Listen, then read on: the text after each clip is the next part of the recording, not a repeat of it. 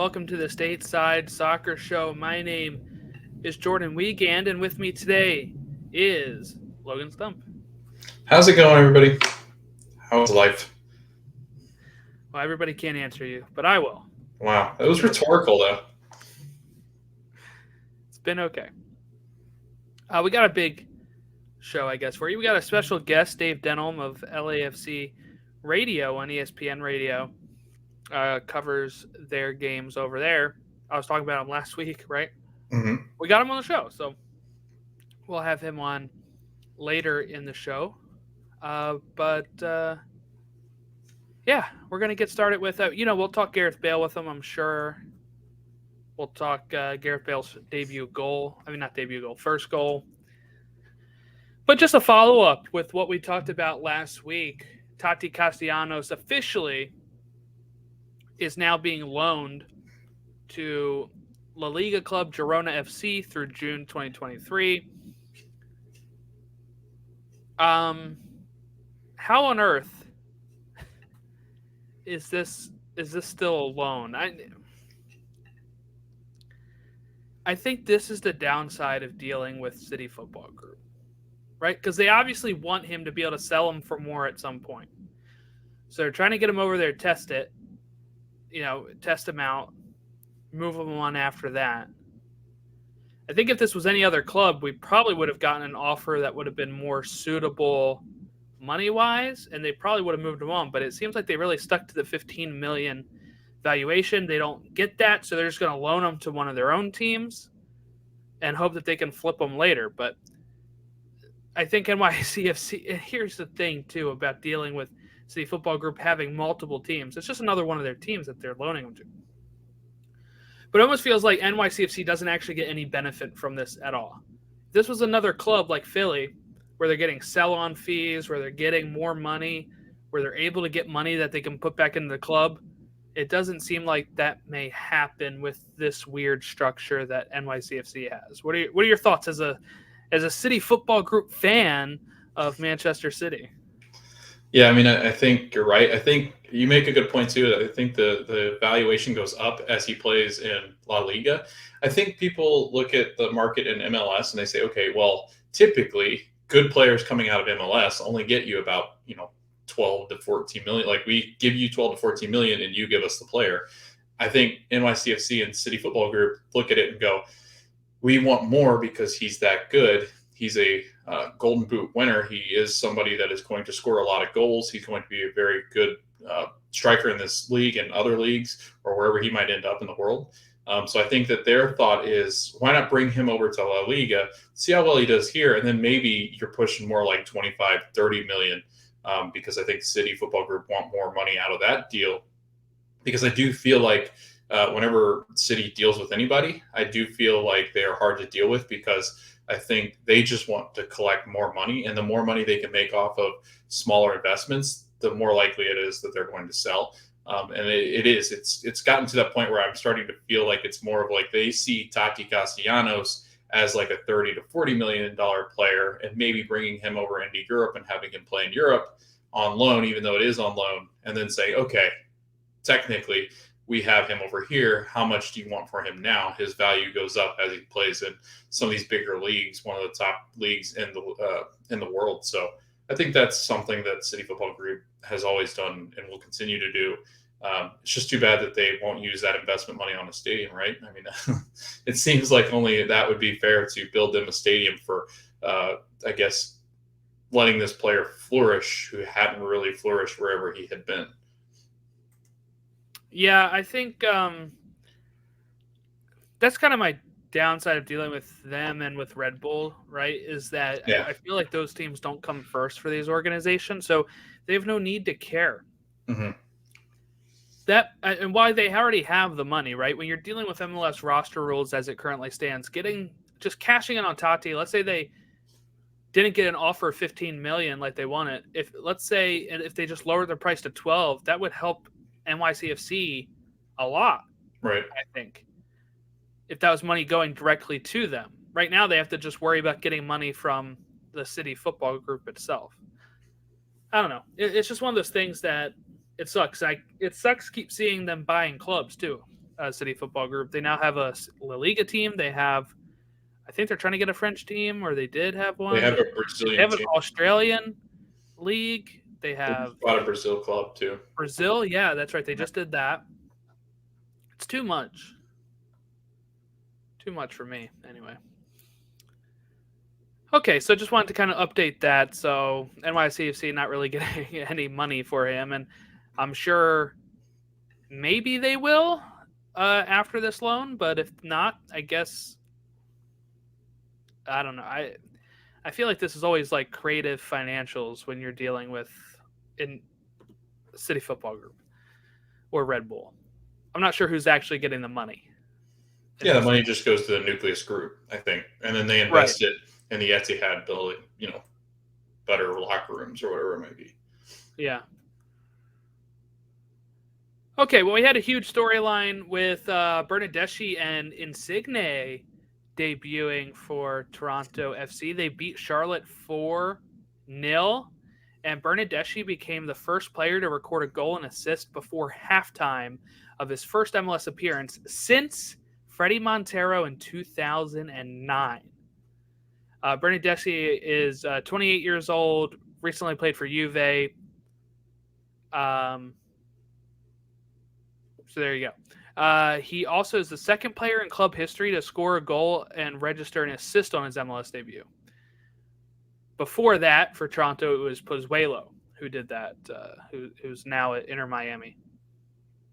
So there you go. They came in and Bradley scored off of I think that was the Bernardeschi assist that happened there. Or no, it was Insigne's assist. Oh, they were both providing great stuff here. And Bradley looked like he was 25 years old again. He scored 4-0 for Toronto. Is this the bump that Toronto needs? And do you think that they can sustain themselves now and maybe start climbing to the playoff spots? I mean, it's definitely realistic. They're only 6 points off of the 7th spot, and the teams in front of them, they're those teams that really just are not really fighting for anything. It feels like they've just kind of been treading water. The only one that have been playing well has been the Fire because they've won 3 straight, but it seems like everybody else is losing games, dropping points here and there. So it's a matter of which team starts collecting points. But with probably one of the best attacking fronts now between those two, they could really make a run here. It'd be really exciting. I mean, it's 12 games left or something like that. So you got 12 games to really prove that this is an experiment that's going to work out. And so far, so good. I mean, 4-0 over a Charlotte team that's ahead of them in the table in the Eastern Conference. I mean, it was a smashing result. And like you said, Michael Bradley looked like he was 25 again. I mean, he really did look like he was in command of everything on that pitch. And I'm sure Bob was pretty happy with the result because I think he's got all this at his disposal. And then as guys start to kind of gel together, I mean, could you imagine what this team could really look like if they ever found a defense?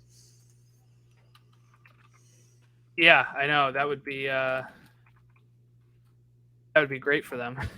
Their defense is awful. Like if they can do just a little bit better defense, yeah, they would be really set, I think, going forward. It's never too late. That's what we've been saying, right? When Seattle brought in Nico Ladero and went on to win MLS Cup, they were not near the top.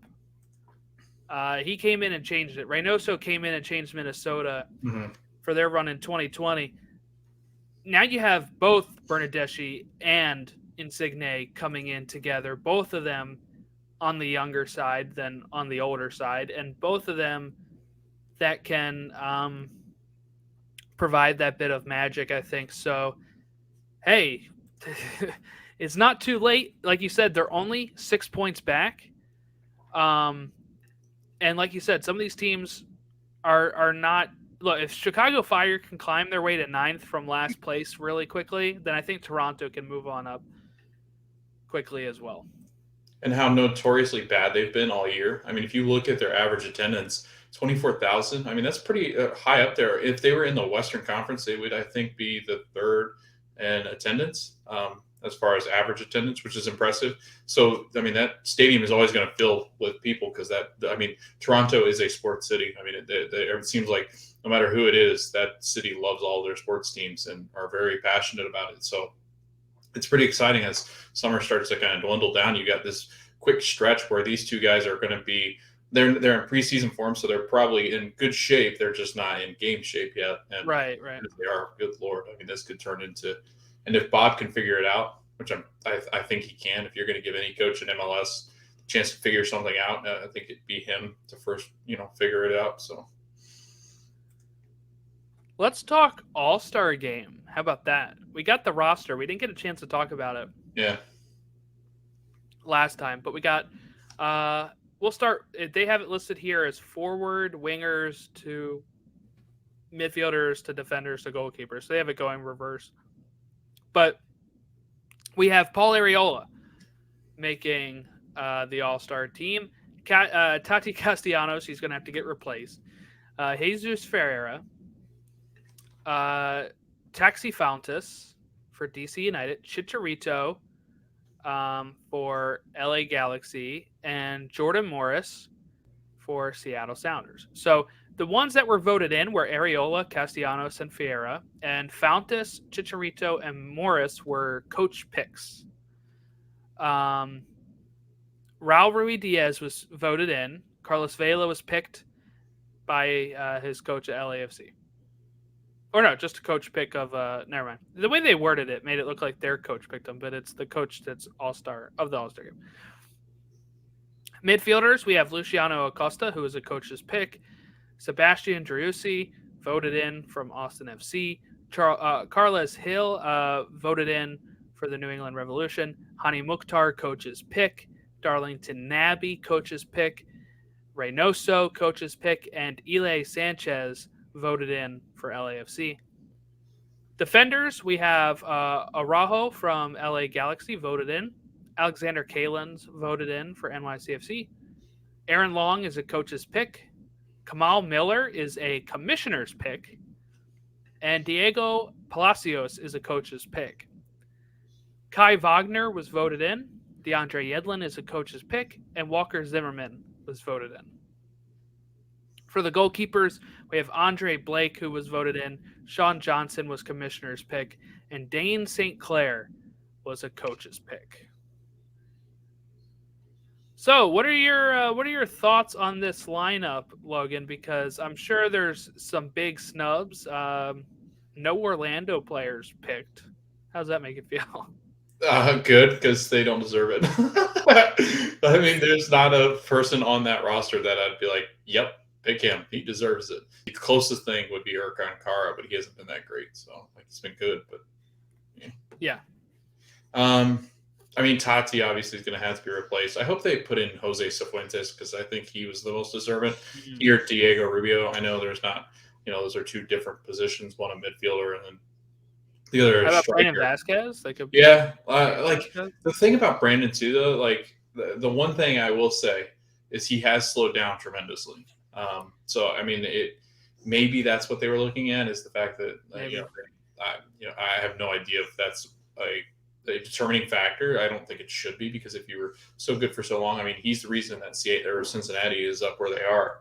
But if you look at this roster, I mean, these are a lot of the guys that you would probably pick. I love the fact that Kai Wagner is in it, just because I think he is a talent that I don't think many people get to see except for you and Todd.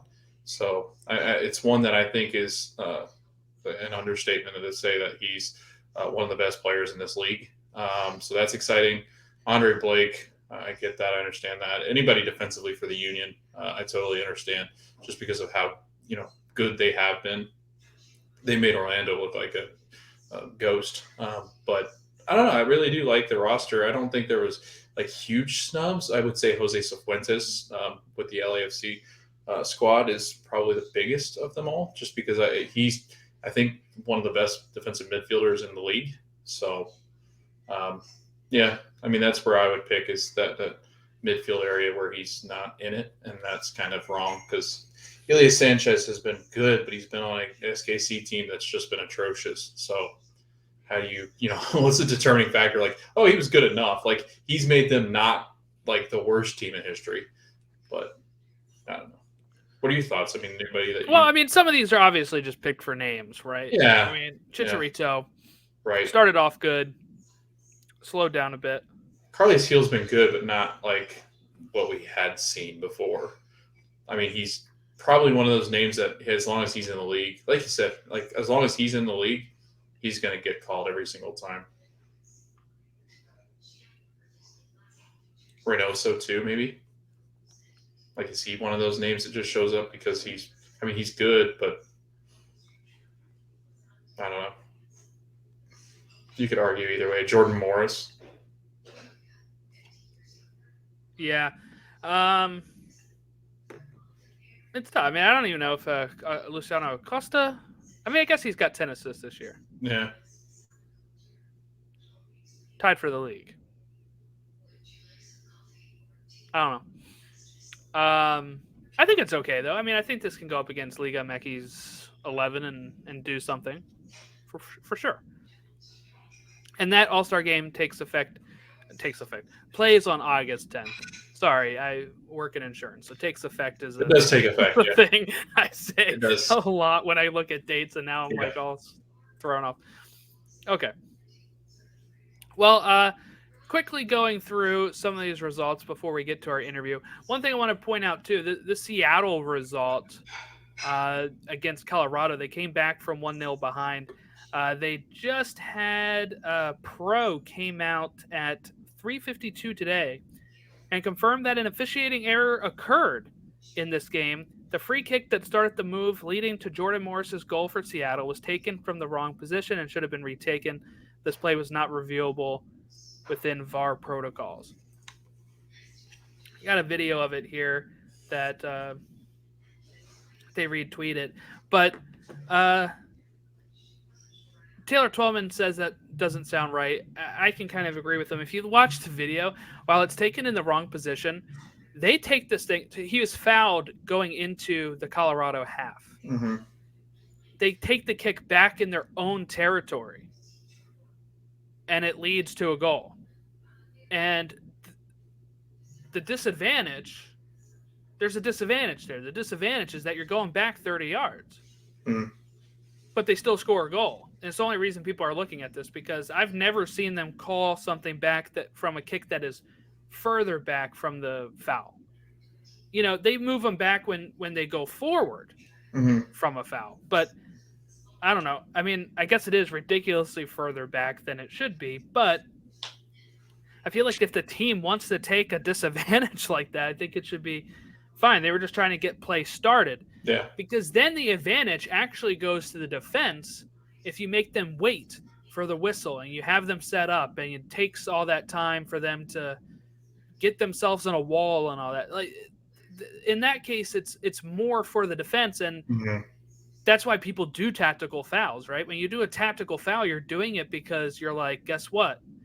I'm going to foul them. They're going to get a free kick here. We're going to be able to regroup ourselves. Right. And I'm not saying that's what they were doing. It's way far out for it to be a tactical foul. But, you know, if somebody were to do that and then the defense uses that to their advantage, well, the advantage should always go to the team that got fouled, I feel. So I think starting it quick like this, even if it's further back, shouldn't be a problem then. I don't know.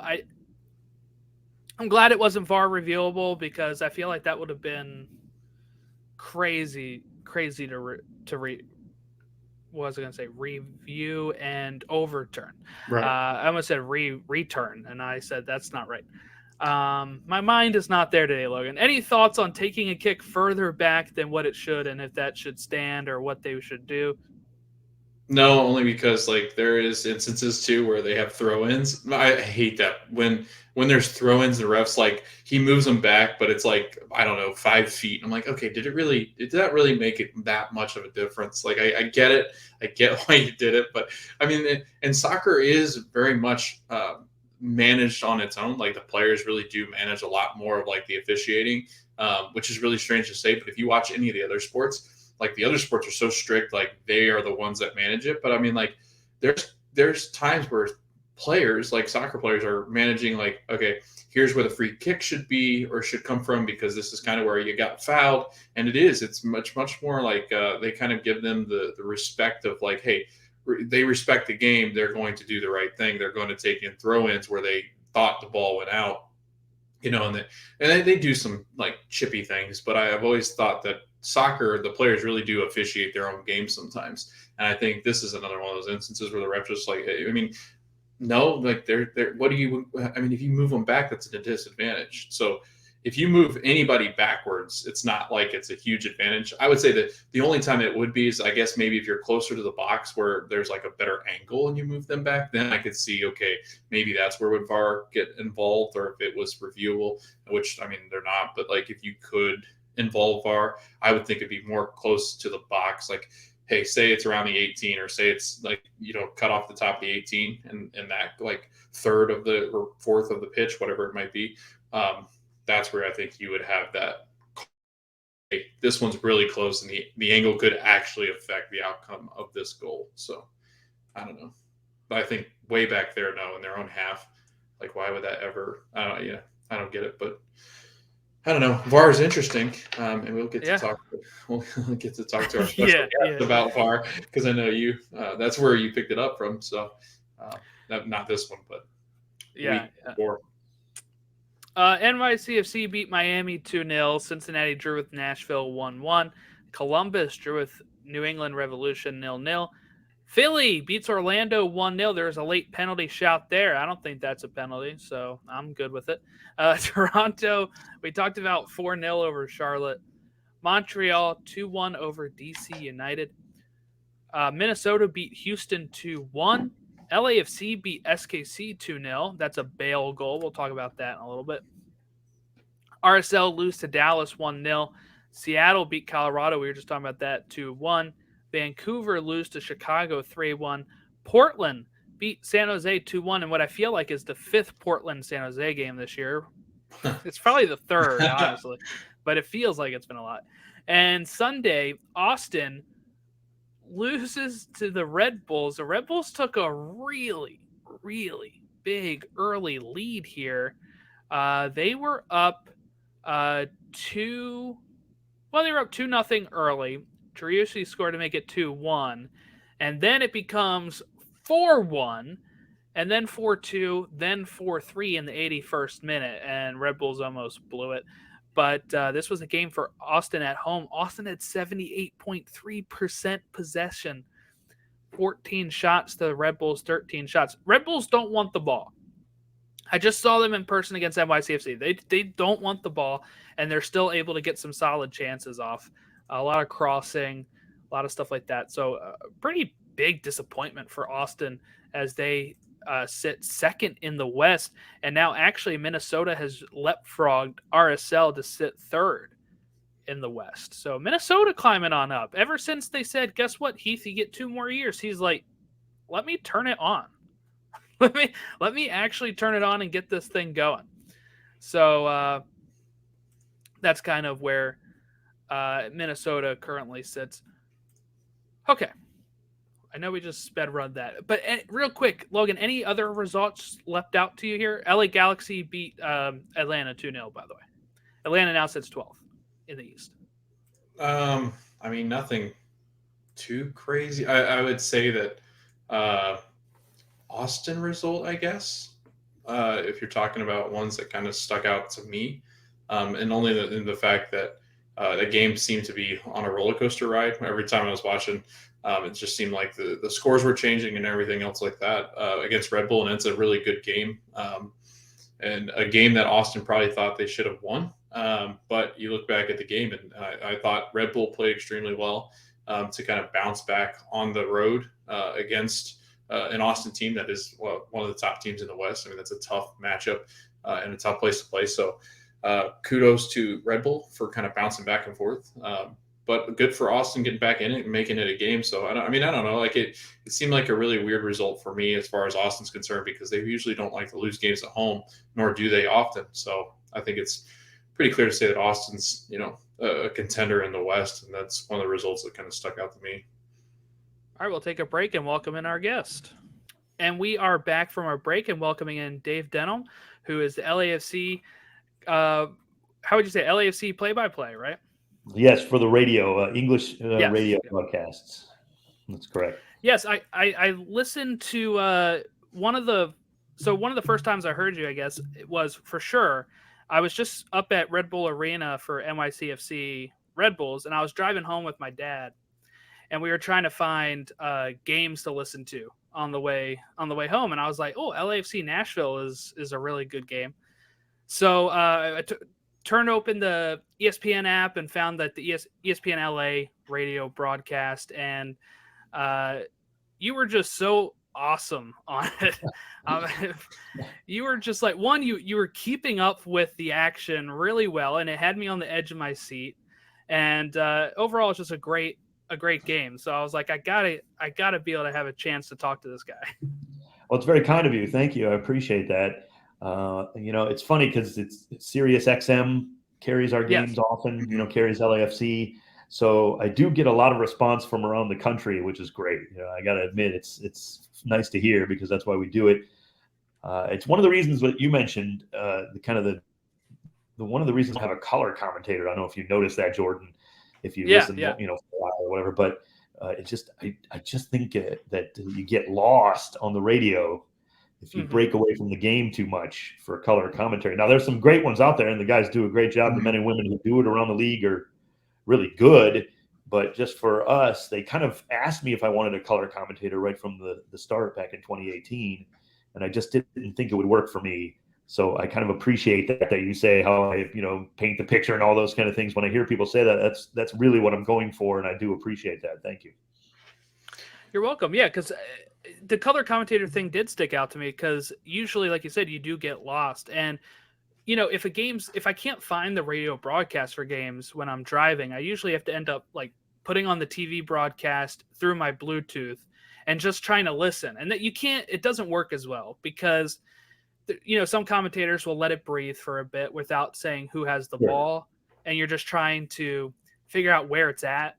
But with your style of just like constantly following the ball, what I said on the last episode was that it reminded me of how I commentate, not that I'm a commentator, but when I play FIFA, I'm like constantly like, this guy has it, this guy has it, this guy has it.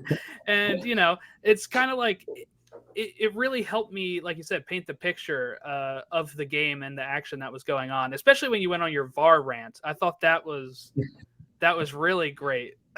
We'll waste the whole time if I start talking about VAR. Let me tell you. A disgrace to the beautiful game that we love. So let's not even go there, I don't think. I mean, unless you want to, don't get me wrong. But yeah, I did go off on it a little bit in that Nashville game. I thought that penalty and the whole VAR situation was just, the referees actually in MLS handles VAR just about better than anyone in the world. Yes. Quite frankly. Yeah. Yes. That doesn't mean VAR is not disgrace. So, I mean, we do it as best we can in MLS, or they do it as best they can, but just in principle, VAR is a joke. So, but I'll just leave it at this for people who have never heard me rant about it. It's a sport built on passion, right? Right. Every time there's very few goals. We know this. That's one of the things that people always point and mock us for is that it's boring. There's very few goals. So why don't we take the one or two times there are goals in games and let's go to the video monitor for 30 seconds. Make sure we destroy the passion of the fans who just want to celebrate a goal. It's right. Sense. And it's not as though VAR is ever going to be 100% perfect. Not possible, right? It's maybe marginally more, not perfect, but I guess more accurate marginally than referees themselves. Realistically, if you look at the percentage of it, it's probably so minuscule that the negatives far outweigh the positives. All they're worried about is another hand of God with Diego Maradona situation. That happened once in the history of our sports. At that level, at that kind of key. Yes, it was a big call, okay? One time, and you're going to change the course of your whole sport for that? I mean, it makes no – and we're still talking about it anyway. Like, that's great for football. Yes. Yeah. I mean, so what if you complain about the referees? We don't remember these things, It's just fun to complain about and move on. I don't understand it. I can understand if VAR was making them money somehow. I wouldn't like it, but you could say, well, they're these greedy people, whatever. They're these greedy leagues want – there's nothing in it for them. It doesn't make any sense. Even your cat Probably have hates to spend VAR. more money. Right. Yeah. Yeah, she's. Listen, yeah. It's true though. She does. Can't even be in the room when we talk about it. I get it. So. She does. But we did want to ask Dave, how did you get started in radio? Because it's always interesting to kind of hear how your voice gets onto the radio. How did you start? Where did you come from? How did you get into soccer? I love radio. I've always loved radio, but I used to listen to sports talk radio a lot. I basically came from a sports talk radio background to get the job. It starts when I was 16. Actually, we had a radio station in my high school back in the 80s, 1980s. It's so long ago, nobody would barely remember them, and YouTube kids weren't even around. So but in the 80s, my high school had a radio station, so I kind of started doing it then. I'm not a huge music guy, so I was never much into radio for music, but for sports talk and sports and play-by-play, I really always loved radio. It's a great medium for play-by-play for sports, especially baseball, basketball, all the ones most of us grew up on. And I always listened to that and really fell in love with sports talk. I got into sports talk radio out of college and in my hometown of Cleveland. Started working, actually started in a smaller market before then in Ohio. But so I went through and got a job. I was a weekend show in Cleveland, Ohio, 28 years old, and got a job in LA to do afternoon drive in Los Angeles. Went out there over 20 years ago now, and was known as the soccer guy because I kind of fell in love with the World Cup when it came to the United States in 1994.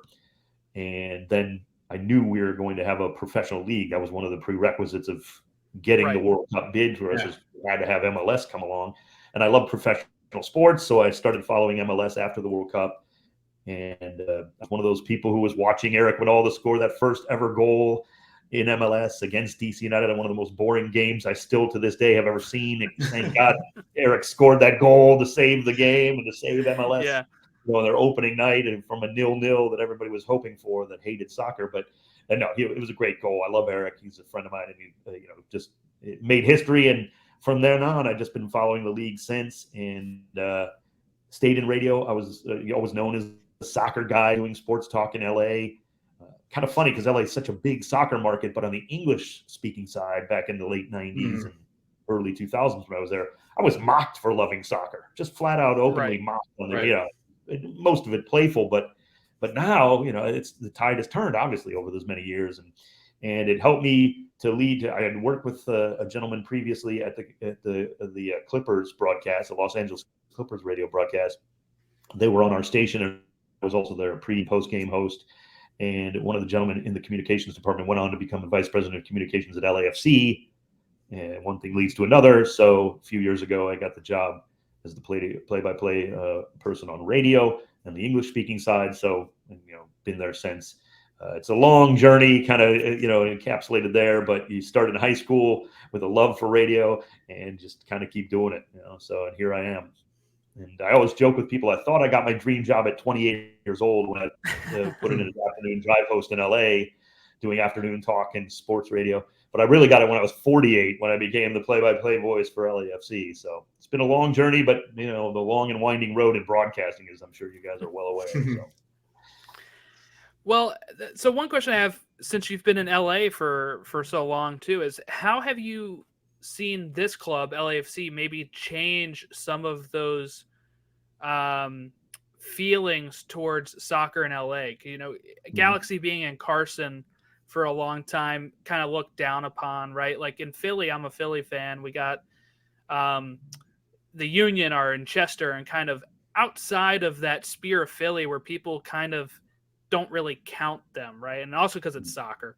But how have you seen LAFC maybe change some of those feelings in LA? Well, I think the stadium is basically in my old neighborhood. I lived downtown in Los Angeles for a number of years. And when I saw the stadium being built just on the campus of USC, literally 2-3 miles away from the heart of Los Angeles, you knew something was special about that they chose that site. And it really made a difference. And they, LAFC went out with their campaign street by street, block by block. Many people have heard that around the country who are MLS fans, but it was true. They really went out and just literally walked the neighborhood and really started to introduce themselves street by street, just to let it grow germanely from that, and it really brought in a lot of local people in that neighborhood too. Of course, LA is a sweeping, huge metropolis. We know this, and there's fans from everywhere. There are fans for the Galaxy everywhere around LA County, San Diego County, but LAFC too. But yet, it still has that neighborhood feel around that stadium because it is right in the heart of it, and that does make a difference. I don't think there's any doubt of that. And so many fans, basically said, I grew up in this area and didn't feel a connection to the Galaxy. This is my team. This is my neighborhood, and it makes a huge difference. And it's been great. They built a like kind of almost like not a center, but an office, if you will, before the stadium was built, before the team was even playing, and kind of in that neighborhood, got to know a lot of people, and just used it as a sales office for obviously corporate stuff and everything, and bring through. They brought me through during the process of whether I was going to get the job or not, or how, when we were talking about it, and try to show me what they were doing, and they did an excellent job. Bottom line, they laid roots down, and that's hard to do in professional sports now in this day and age, especially for expansion sides. But in MLS, I think it almost might be easier than other sports in a weird way, because soccer has that club feel all over the world already. And we as football fans, like you and me, want to be part of that right from the jump anyway. And I think MLS has done a good job with that with their expansion teams, and I think we've seen a lot of successes when it comes to expansion sides in MLS, not just on the pitch, but you may struggle on the pitch a little bit, but even, for all the struggles of FC Cincinnati, that's a club. They started in USL, they built something and let it grow. And so that's a little different than maybe FC Charlotte, and yet look at what they're doing, and just, what LAFC did. And so you can do it in different ways, but I think just that club atmosphere from the top down, they did a great job, and they really sold me on it too. I was a Galaxy season ticket holder for years. I was a big Galaxy fan for a number of years. I love MLS, so I had that local tie. I would go to games at the Rose Bowl before they even built, what is now Dignity Health Sports Park. But I didn't quite feel the connection I did with LAFC really right from the start, and talking to fans and the people in the organization. And they've done a great job. They really have. And it's amazing from day one. It's 5th season. I can't believe it already, but time flies, as we all know. But yeah, it's just, so they're still an infant almost, or a toddler realistically. So there's a long way to go. Still have to win an MLS Cup. You still got to win the Champions League. Got to a final, but you didn't win it. You've won a Supporter Shield. Play great football. I mean, the sky's the limit, and I think they've done a great job, certainly. And now it's time to just take it to that next level and keep building. It's a scary toddler. They're a really good. It's a really talented good toddler. It's a Leo Messi of toddlers. Yeah, I mean, it's definitely they've done a great job. I mean, no question about it. Makes my job easier. Bottom line from day one, right? The one thing you're worried about as a broadcaster, maybe joining an expansion side, you don't tell anybody this, but what if we go 3-24-7 here? The first year, like this could be some long and drawn out broadcast. And the LAFC from day one has been on 710 ESPN. That was the station I previously worked at. I had a soccer show on there for a number of years as well. I did Afternoon Drive there. So the station knew me. The station knows what I'm about. LAFC built a relationship with that station. It's a major sports talk station in LA. That's been great. But it could have been, you can start out, you can struggle. Look at FC Cincinnati. They've had a tough time of it on the pitch. But boy, they made my job easy from day one, the first game in Seattle to, obviously today. So we're just waiting to win that MLS Cup. I think it's, I won't say any predictions, but, I think we're on our way. All right. So the big news, obviously, that we kind of want to get to, and then we can kind of talk about the team leading into it.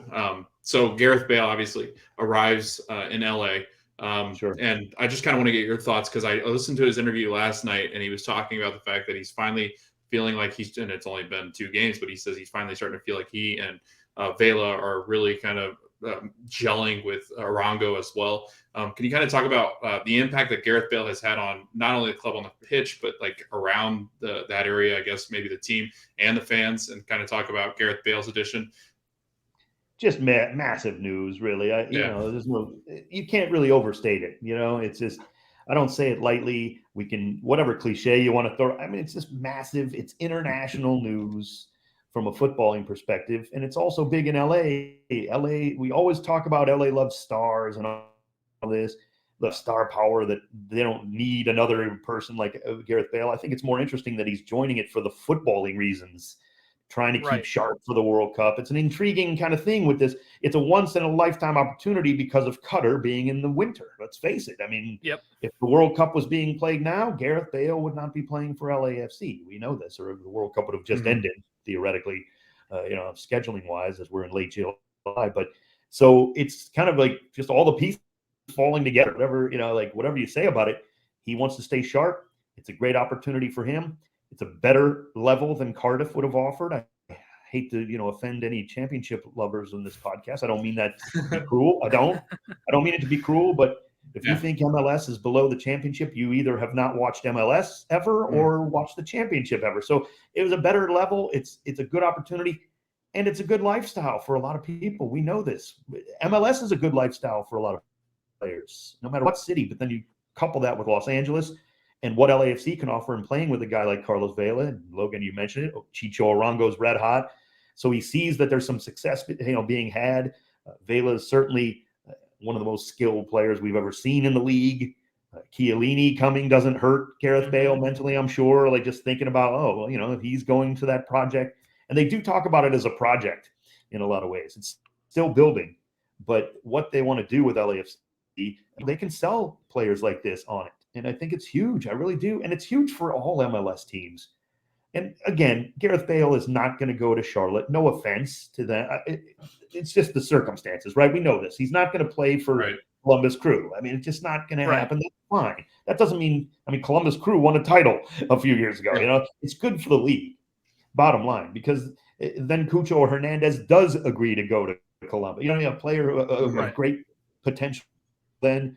So it just opens up so many things. I think it's massive for everyone. And, you saw it in that game, the most recent game. Gareth Bale scores a great goal.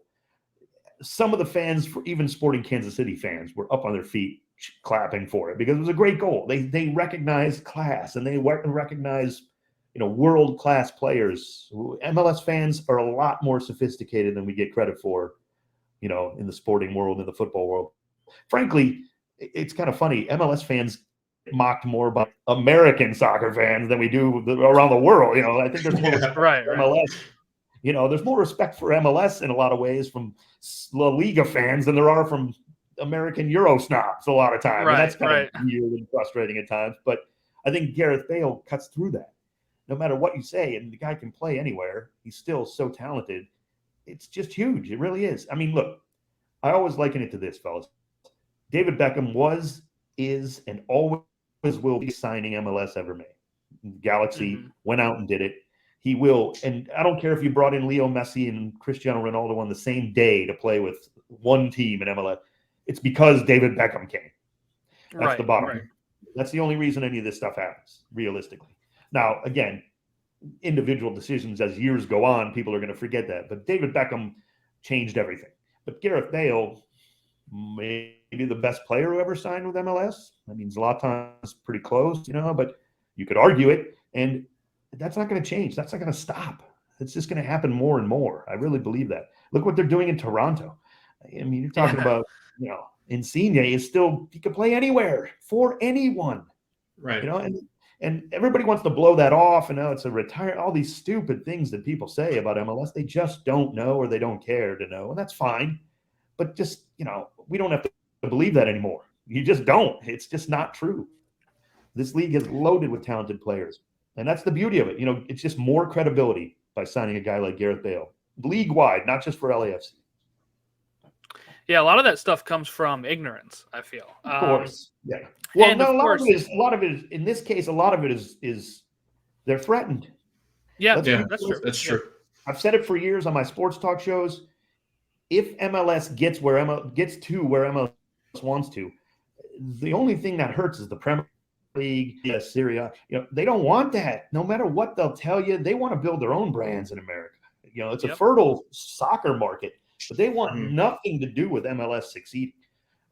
That's the bottom line. I don't care what anyone tells me. The Premier League doesn't want a successful Major League Soccer because eventually, just by the war of attrition, they will be bigger than the Premier League. Maybe not in my lifetime. I'm an old man, but as it goes on, I'm not stupid about it. It's not going to happen next and that would be foolish, but they don't want that. Those leagues don't want that. That's why they come over here constantly for these tours to play each other in preseason, to keep that fan base as much as they can growing. I mean, that's exactly what it is. Everybody just talks about, oh, why don't they, MLS could do this with this league. They don't want that at all. The worst thing that could happen to world football in their eyes is MLS being the biggest league in the world. That's just the bottom line.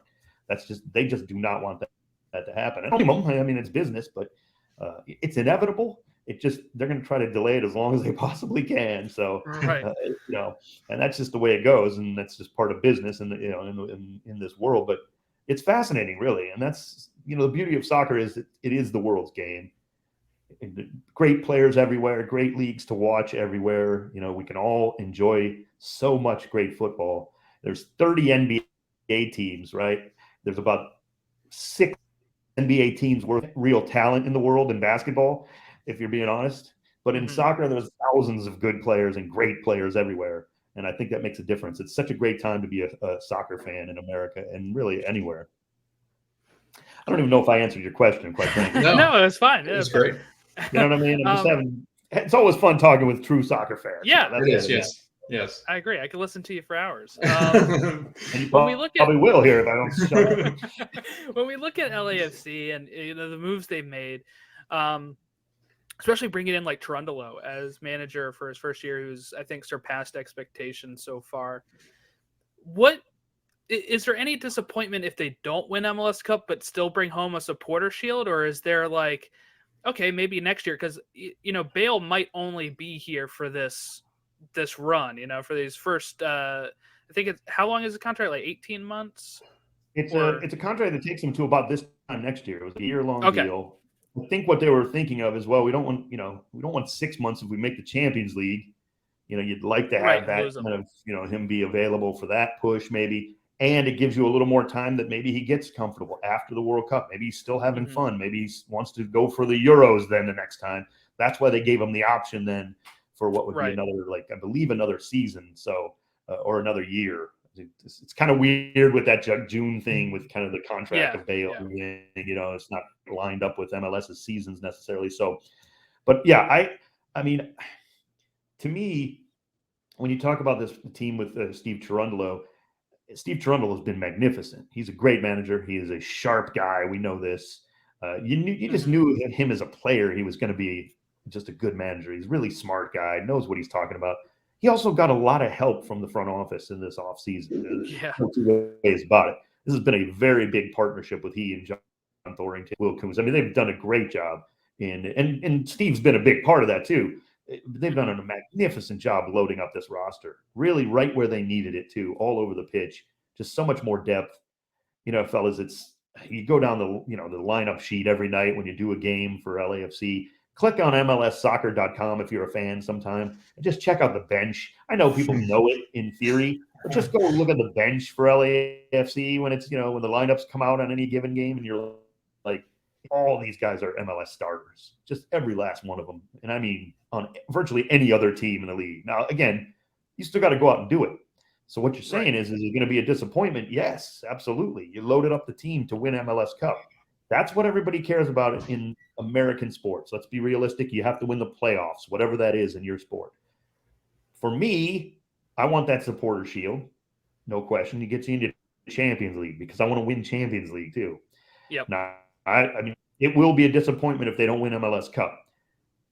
What might take the sting out of that is looking at the supporter shield and winning the Champions League after it because of that. I mean, that'd be a pretty good consolation, certainly. Now, you want to win them both. But, so I think the beauty of it is there's plenty to play for, right? We can, if you don't win that one, you've got to win the other one. It starts with MLS Cup, though. It's a perfect question because that is where it starts with us in American sport. You have to win. That's the champion. And then you go from there. I want to get to the Club World Cup. I'm so mad that Seattle, a team I sports hate, is going to be there first. It's so weird. Like, I don't know if you guys felt that way. And I apologize. I don't know exactly what team's your favorite team or anything. But so if you're a Seattle fan, well, I don't really care. But I sports hate Seattle, right? I mean, Seattle, I use the term sports hate all along my career. They're right below Portland Timbers for being the most disgusting organization, and sports hate them. Like they're 1A because they invented soccer, of course. So, but I was still rooting for them to win. That's the thing about the weird thing about it was I wanted them to win the Champions League final once they got there, of course. And I'll be rooting for them in the Club World Cup, but I'm going to be mad too. It's like I wanted LAFC to be the first one to get there under this with MLS and try to see what we got to get there. Bottom line is you got to get to the Club World Cup and play teams in games that mean something, for everybody involved. And that's the next thing. Win MLS Cup, yes, and then right below it is winning the Champions League. And so, to me, that's really the goal, no doubt about it. And the good thing is the ownership of LAFC feels the same way. They're just going for it. So, I think that's sorry, Logan, real quick, because I think that's what's great about soccer, though, is that there is so much to play for. You got all these different cups that can make your season a success by various metrics compared to some of our other sports where it's like, if you said we won the conference, they'd be like, that doesn't really matter. Or, oh, you had the best regular season record. That doesn't really matter. But, at least with soccer, there's so many cups and tournaments. Go ahead, Logan. Yeah, I couldn't agree more. It's kind of weird. The NBA trying to add something like a cup in it. Yes. Mid-season, yep. What are you winning with that? Nothing.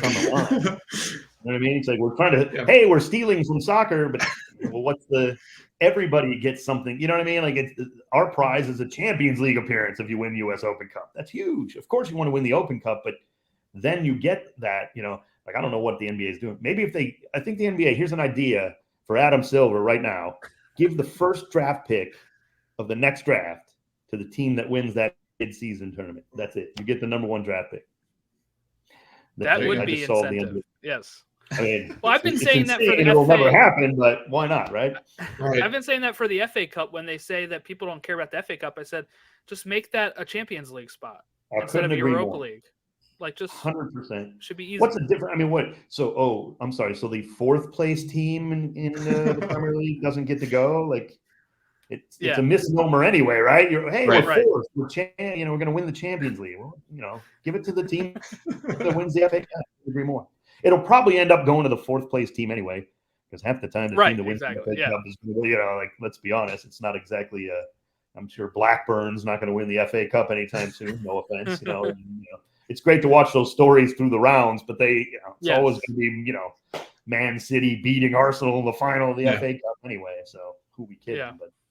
But it would be good. I mean, I think it would be very, incentivized. They'll probably turn it into something like the Europa Conference League, or whoever wins the FA Cup gets to go to the, whatever the 3rd competition is over there. I think now you get into Europe if you're 13th in the Premier League or whatever, but. Whatever. You can, if goes right, almost, that's funny though too. It's like people rip on playoffs. Okay, it's not traditional, no question. But I joke with my buddy. He's a big Brighton fan. He lives over there, and I'm like, as soon as the ball kicks off in the first game of the season, you're done. Like your whole hope is to not get relegated to a lower division. That's it. Like, and maybe if they make a little run in the FA Cup, okay. But even then, most of those teams can't even afford to go after the FA Cup because they're so afraid of relegation. They don't want to load up their schedule. So they kind of, they have to play their U23s in the FA Cup. So they're rested enough with their thin rosters to not be relegated. And it's like, I mean, what? And, and my buddy is, he's American, but he lives over in, London or for a long time. And, after a while, I was like, it's like, we're just hoping to finish 10th. It'd be a great season, like that's their goal or what, it's just, what is that? Like at least look, MLS, these are long seasons we have to go through in football. And thankfully we love soccer and watching games, but my goodness, Inter Miami still can believe now they have a shot to win the MLS Cup. Yep. Whatever, for whether you believe that or not, whether they really do or not, they do, and I mean, Ito have buried themselves. Now, bring in a couple of guys, they might be thinking, well, if we can just sneak in, Right. I mean, people will mock that, but there's something to that. I mean, everybody in MLS is still alive. And at about the 3rd week of the Premier League, almost everybody is eliminated, realistically, and that's just, I mean, it's just a difference, and it's something that I kind of like, to be fair. All right, I did want to ask. So if LAFC wins MLS Cup, if all this goes right, Dave, what would you say would be the answer to that question? What do you mean? Like, how does that happen? Like how does LAFC win their first MLS Cup? How does that happen? What's the process? Like, what has to go right for them to do so? Sure. I would think that continuing on the path they are, getting that home field advantage, maybe even wrapping up the supporter shield. The Champions League is in the bag. Like we've got the Champions League experience, so you take a little bit of that pressure off, right? Maybe it's not quite on your minds. Now it's just about winning the tournament games, and hopefully they're all played at the home, Bank of California Stadium. That's another thing you would want. And I think that would be a good route. But I think LAFC, they could win a game or two on the road if they had to. Certainly, they've done well on the road. I don't know that they'll have to. If they continue this, I could see a path where they just, frankly, are just too tough to score on with this defense. There's just an abundance of center backs that are playing great. Palacios is playing one of the best, some of the best football I've seen him play. Franco Escobar was a great signing. Hollingshead can fill in on either spot. So the defense is rock solid. Crepeau was a big pickup. I just think that they're going to suffocate a lot of teams. And I think it would look like 2-0 kind of run almost every game. And you bring in guys who are just going to be loaded off the bench at the 60th minute when the other team is just worn out. And you're going to get to pick up some goals, And we have a guy like Ismail Tajuri-Shradi who can't seem to quite be healthy. And, unfortunately, right. Guy's probably going to score a huge goal for us in a playoff game at some point. He's a magical player, really. Yes. And yet we barely have seen him. He can't quite stay healthy. It's been a tough year for that, unfortunately. And yet the times he's been in there, he's got 2 goals. Like, you almost forget. I'm going through my stats all the time for broadcast. I'm like, holy cow, where have we been scoring all? Oh, he had 2, and this guy has 3. And it's just, I think that's what's going to look like, Logan. I think a lot of it's going to be just so much depth. Might Gareth Bale go crazy? Yes, of course he could. Does he need to? Maybe not. I mean, they were in first place when they signed him, so it's right. Maybe they don't need that. Now, I don't know that Chicho Arango, although he was red hot for much of last season, once he got over his kind of a rough start to begin his career with LAFC, I don't know if he can continue this pace. I mean, he's on a ridiculous pace, but he can be, that guy too. Carlos Vela, he can have a hat trick in any game he wants, realistically. So I don't know what it's going to look like other than probably just beating teams with the best roster I've ever seen in MLS, top to bottom. And that probably is enough. But one game, one penalty whistle in the 75th minute because somebody tripped in the box, and with VAR. Yeah. That will blow my. But you don't know. Some guy falls over and accidentally trips some dude in the 84th minute because you've hit 3 posts and it's still 0-0 somehow in front of the home fans, and somebody from Minnesota slots a penalty home, and there's teams that can certainly beat LAFC on any given. I mean, there's plenty of good teams in MLS, so never a guarantee, but I think that's what it would look like. Home field, crowd going nuts every game, and just kind of just beating teams with that depth from all over the pitch, really. And that's how AFC does. They can score in a lot of different ways. Corner kicks, free kicks. We haven't even seen Bale yet do that. I mean, obviously world class at that. Who's going to take free kick? Doesn't matter. Callum Acosta, Carlos Vela, Gareth Bale. I mean, some of the best free kick takers in the league. So it's going to be a lot of ways that this team can beat it. What I think now that might be the thing that takes them over the top is that defense. We've always been able to score. Mm-hmm. Bob did a great job. Bob Bradley built one of the best offenses we've ever seen in MLS for that period of time. Could not stop teams from getting easy goals. And that has changed this year. That's probably the difference. Awesome. Any other questions, Logan, about LAFC? I think I got all. It was good. I like watching from a distance. It's like, okay, LAFC are good, but what makes them what's made them so good? But you're right. I mean, you look up and down this depth chart. I'm looking at the subs from last match, and it's like, that's impressive. You could field a whole different team completely, and I think that's what the difference. Jordan and I talk about this all the time. If you're going to be elite in MLS, what it takes depth. Because if you look up and down all these clubs, a lot of these clubs really struggle with depth. I mean, we thought Seattle was going to run away with it. We thought the Crew last year were going to run away with it, but that depth fell apart. Like, you had injury after injury after injury. And that's exactly right. Injuries are a part of the sport, so it's not an excuse, but it's a reality. They are a part of the sport. It's going to happen to teams. Everybody's going to have injuries, so that's why they're not an excuse, and you have to play through them. But it can derail you. I agree. There's times you look at the bench, and that team would make the playoffs in MLS, and that's not it's not hyperbole. That's just the way the roster's been built. And, some of that is because they grabbed guys when they were young from the U20 tournament a few years ago, and Jose Cifuentes and Palacios and Francisco Janela, who's now been loaned out. But, and they became good players. They didn't miss. They've missed on a few. For every Cifuentes, you are going to have Andre Horta who just didn't quite fit in or things like that. It does happen. But, those young guys have developed into great players, and it just adds to your depth. And I think you're 100% right, Logan. You just have to have it. There's every team in MLS has great players in their starting lineup. Every team. The worst team in MLS, whoever you think that is, has great talent in their starting lineup. It's just they can't quite hang for 90 minutes every week, with the other teams that can run out players and make a difference. I mean, LAFC, of course, he's going to eventually be in the starting lineup, but you don't have to rush Gareth Bale into the starting lineup. Right. And now you have Gareth Bale coming in the 60th. He ran by Sporting Kansas City because they were dead tired. It's no disrespect to Sporting Kansas City. They played a heck of a game, but it was like they were standing still when he scored a goal because, they were dead tired in that heat, and he just came off the bench in the 61st minute or whatever, So, that's how you win. You're 100% right.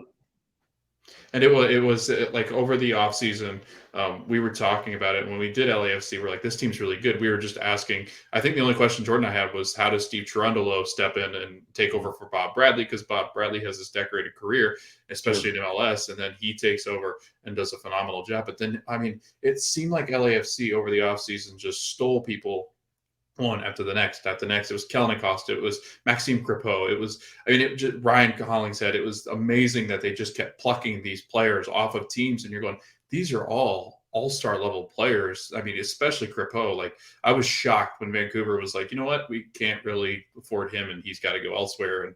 And they traded him. I was shocked that the three of them were lined up and given to LAFC. And they've just built this like massive club that just seems to be overpowering for any opponent they run up against.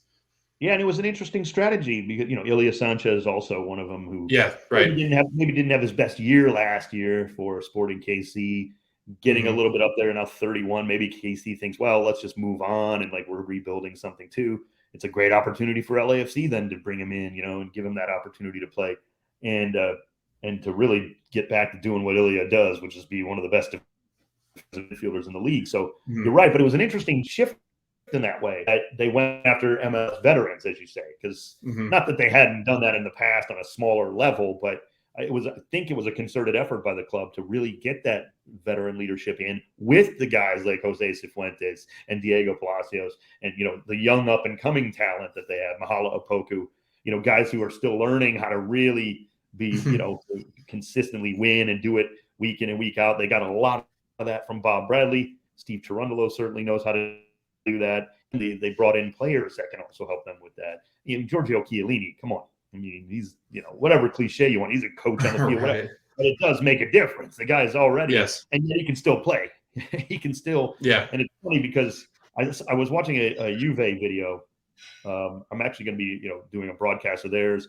And so I was studying up a little bit. I believe Chiellini went and visited, his whole team. They're training in LA or something. But it was funny because they were kind of joking with him. Like some of the Juve players were like, "Oh, you only played 45 minutes. What's you can only play 45 minutes." Like as if he's going for the old man. Like what are you doing?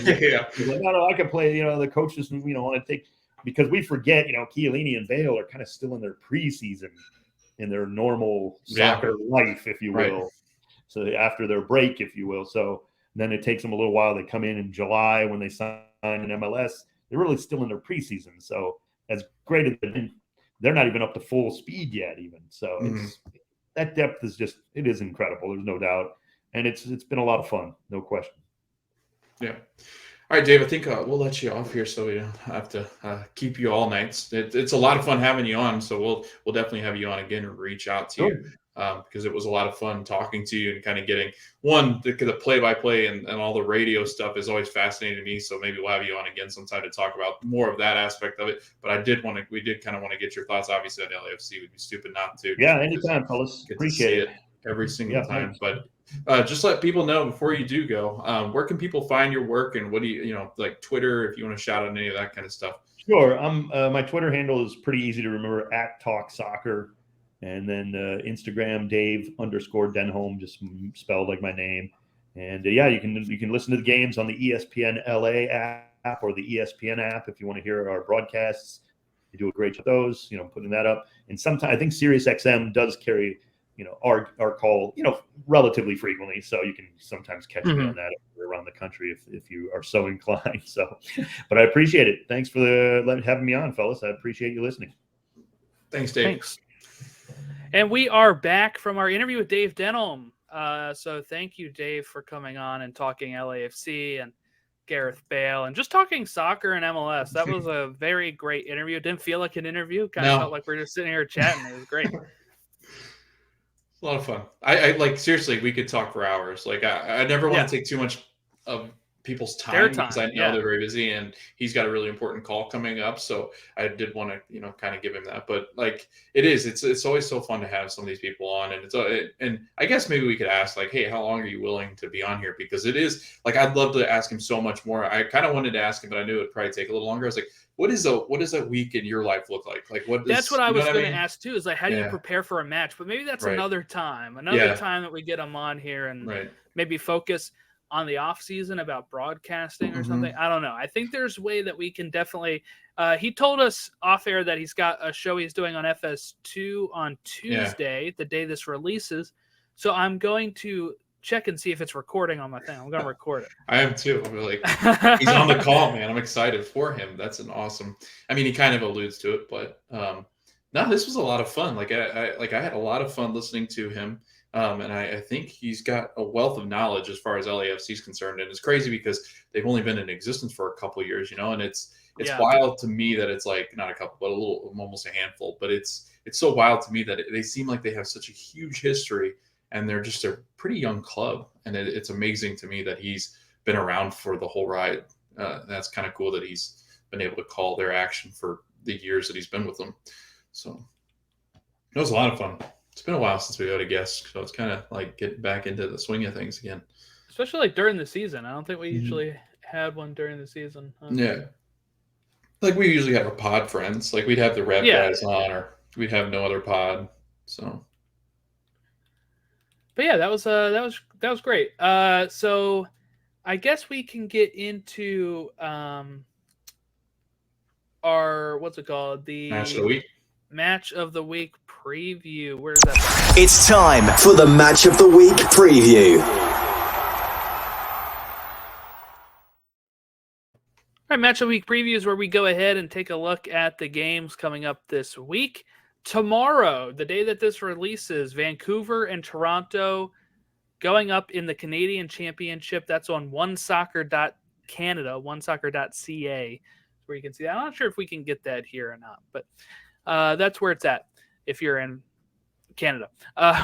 Also on Wednesday, Logan, we have the U.S. Open Cup. Orlando's chance for a trophy. They go up in the semifinals against Red Hot New York Red Bull. Sacramento Republic goes up against SKC. Those games are at 7:30 and 10:30 on ESPN Plus on Wednesday. Friday, we have LAFC versus Dave Denholm sports-hating Seattle Sounders on FS1 and Fox Deportes, Bank of California Stadium. You know what?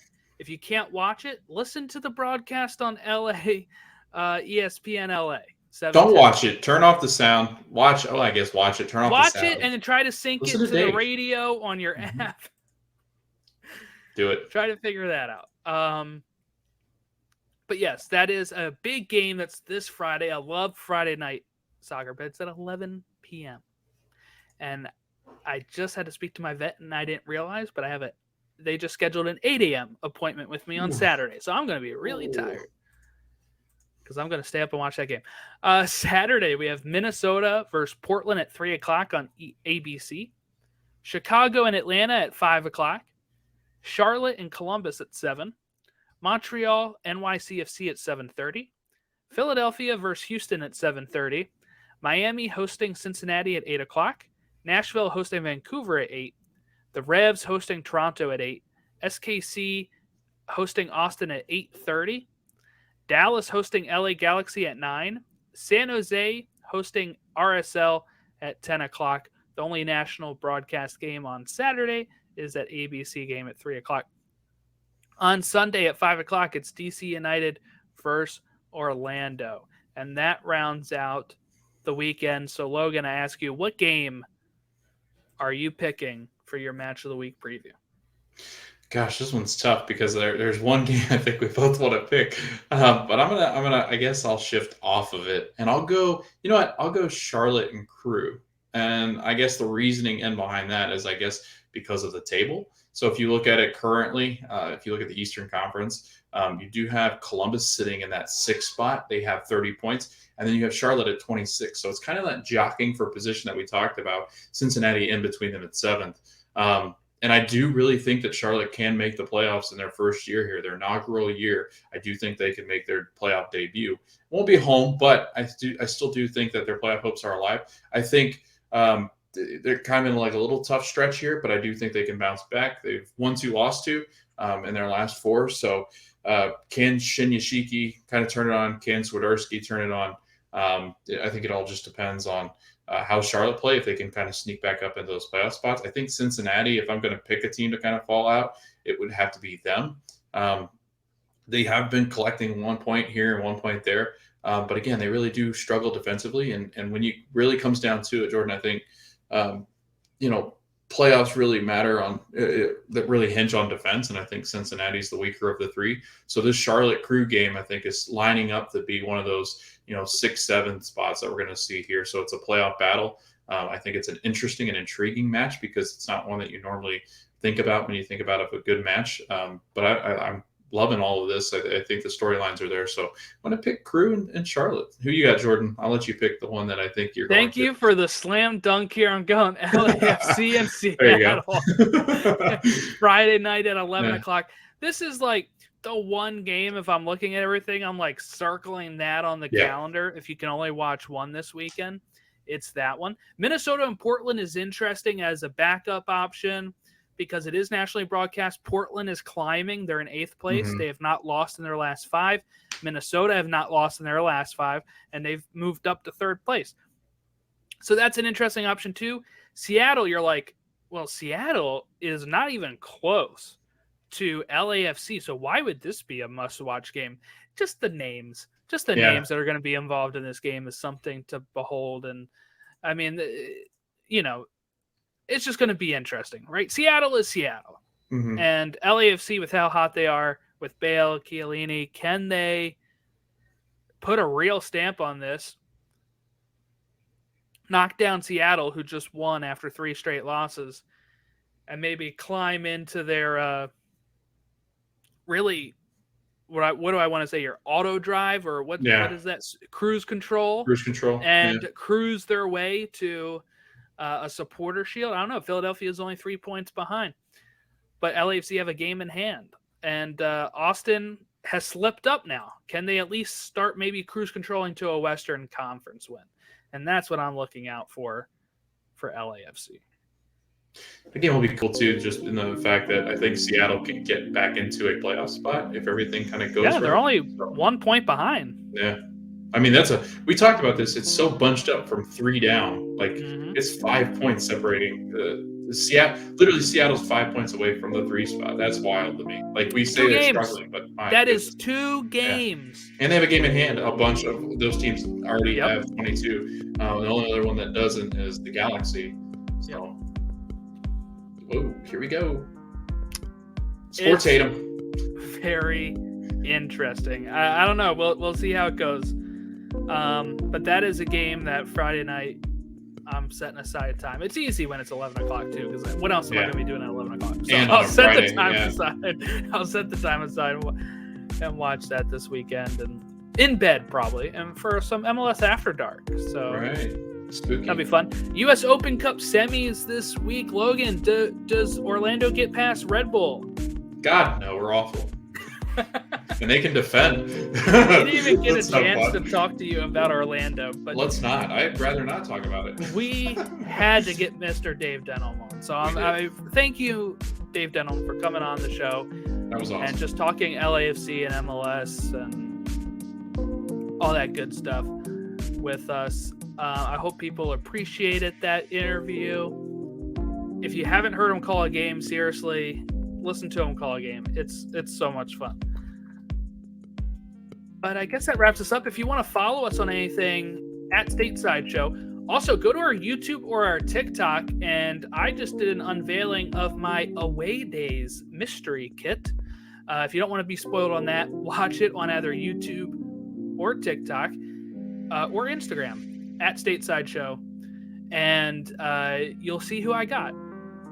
Did you like it, Logan? Yeah, I can't believe you got got a Chivas USA jersey. Like, that's insane to me. Could you imagine? That'd be You're like, great. well, this is definitely an old one.